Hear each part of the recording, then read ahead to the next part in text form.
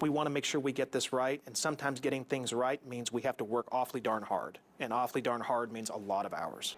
Short staffing and an overwhelming number of investigations within the St. Helens Police Department expected to add up to more than $500,000 in overtime. That's nearly $250,000 over budget. K2's Jennifer Singh joins me from the live desk tonight after speaking with St. Helens Police Chief about how the department got here and plans to soften the blow. Jen? Well, Deb, currently the St. Helens Police Department is down 6 officers.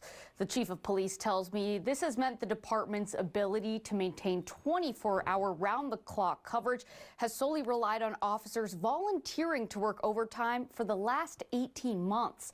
But the chief says that strategy is not conducive to success long-term.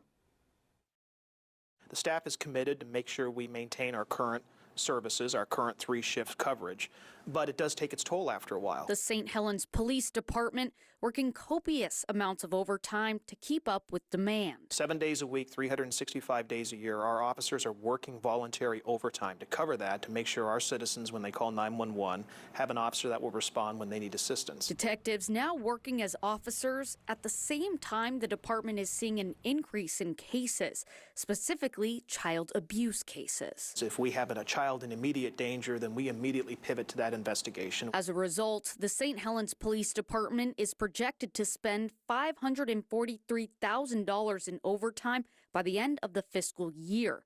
That's $243,000 over budget. $243,000 projected over budget. It's expected. It comes as Mayor Jennifer Massey says there has not been a recommended staffing plan in place for the department since 2012. Something she says will be critical going forward. We need to at least know what the minimum recommended officer ratio is for our population, and we don't even have that at this point. According to Smith, there are officers on the way and plans are in place to return to normal operations later this year. He's asking for community members who may be frustrated to be patient and to understand how they got here was not by choice. The intent behind it was making sure we had sufficient officers on duty during our staffing challenges.